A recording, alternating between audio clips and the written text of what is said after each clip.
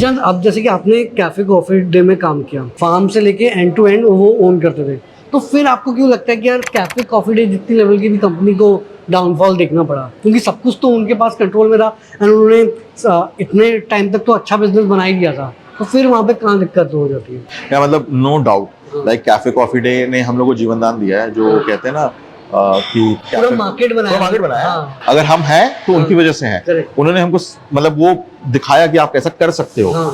मतलब इंडिया में इतनी कॉफी मशीन्स थी नहीं, Correct. ठीक है, इतनी टेक्नोलॉजी थी नहीं, वो सब कुछ लेके आया उन्होंने, पूरा मार्केट बनाया, सब कुछ किया, बहुत अच्छा काम किया। और उनका तो मतलब बिकॉज वो तो कॉफी फार्म्स, मतलब कॉफी मैन्युफैक्चरिंग नहीं, कॉफी पैदा भी करते हैं, उगाते भी हैं, सब कुछ था उनके पास। बट मुझे लगता है 2-3 चीजें उनके साथ गलत हुई, जो भी मार्केट में बहुत सारी कॉन्स्पिरेसी थ्योरीज हैं, डार्क थ्योरीज हैं, मैं उसमें नहीं जाना चाहता हूँ। बट जो बट जो मैं पर्सनल एक्सपीरियंस जो मेरा बोलता है, 2-3 चीजें। एक तो मार्केट में अननेसेसरी ग्रोथ बहुत ज्यादा हो गई, जैसे बहुत ज्यादा स्केल कर दिया। जैसे एक छोटा सा मार्केट है, मान लीजिए अगर जीके एम ब्लॉक मार्केट है, एम ब्लॉक के अंदर 3 सीसीडी खोल ली एक छोटे से मार्केट में, एक लेफ्ट साइड पे, एक राइट साइड पे, एक मार्केट के सेंटर में।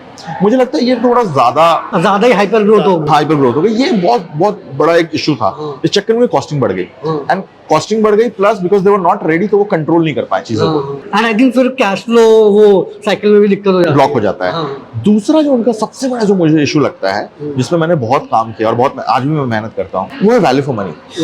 जब सीसीडी आई मार्केट में, एकदम नया कॉन्सेप्ट था, जबरदस्त था, लोगों को बहुत मजा आया, wow this is amazing, you know this is the Starbucks of India and things like that.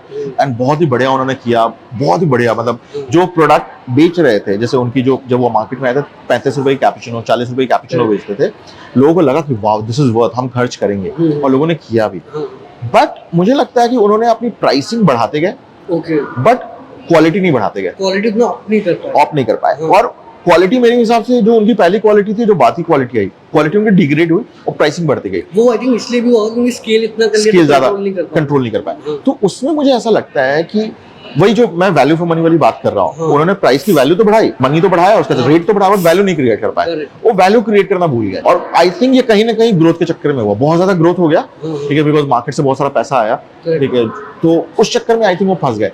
तो इसलिए बहुत जरूरी है, मैं तो हमेशा मानता हूँ एक चीज है कि फूड बिजनेस में अगर डिमांड 100 रुपए की है ना, तो 90 रुपए की सप्लाई रखो, 10 रुपए आप कम रखो। बट वो डिमांड अगेन आप प्रेडिक्ट कैसे करते हो? वही तो मेन गेम है ना।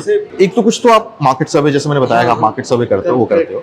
फिर आप जब काम करते हो तो आपको पता है कि आपके सैटरडे संडे कितने लोग आ रहे हैं। अगर आप सैटरडे संडे 120% की ऑक्यूपेंसी चल रही है, ठीक है, तो आप चेयर जो है फिर मत बढ़ाओ, 120 रहने दो। बट देखो 150 की ऑक्यूपेंसी हो रही है, 50 लोग वेट कर रहे हैं, तो फिर आपको 30 चेयर बढ़ाना चाहिए, ठीक है। बट अगर 30 चेयर आपको बस कैफे में जगह है तो चेयर मत बढ़ा दो। पहले आप अपने इक्विपमेंट देखो, एम्प्लॉइज भी आप ट्रेन कर लोगे जल्दी से, बट आप इक्विपमेंट देखो कि इक्विपमेंट जो है वो उतना बड़ा कैटर कर पाएगा कि नहीं कर पाएगा। किचन देखो, किचन का साइज देखो, कर पाएगा, कॉफी मशीन का साइज देखो, पार्किंग का साइज देखो, ठीक है, ट्रैफिक का साइज देखो, सब कुछ देख के फिर आपको करना पड़ता है। आपके पास बस खाली जगह है और 50 चेयर आपने बढ़ा दिया, तो बिजनेस खराब कर रहे हो आप, अच्छा नहीं कर रहे हो। इट्स लाइक आप ह्यूमन बीइंग हो, आपके पास 24 घंटे हैं, बट आपके पास 9 घंटे की कैपेसिटी है काम करने की, अभी आप 6 घंटे काम कर रहे हो, चलो आप 9 घंटे कर लोगे, बट कहोगे नहीं हम तो 24 घंटे, हम 12 घंटे काम करेंगे, तो फिर प्रोडक्टिविटी तो डाउन होगी। तो आई थिंक वो एक बहुत बड़ा चक्कर है। तो आप जब भी प्राइस बढ़ाओ, वैल्यू बढ़ाना मत भूलो, वैल्यू बढ़ाओ फिर प्राइस बढ़ाओ।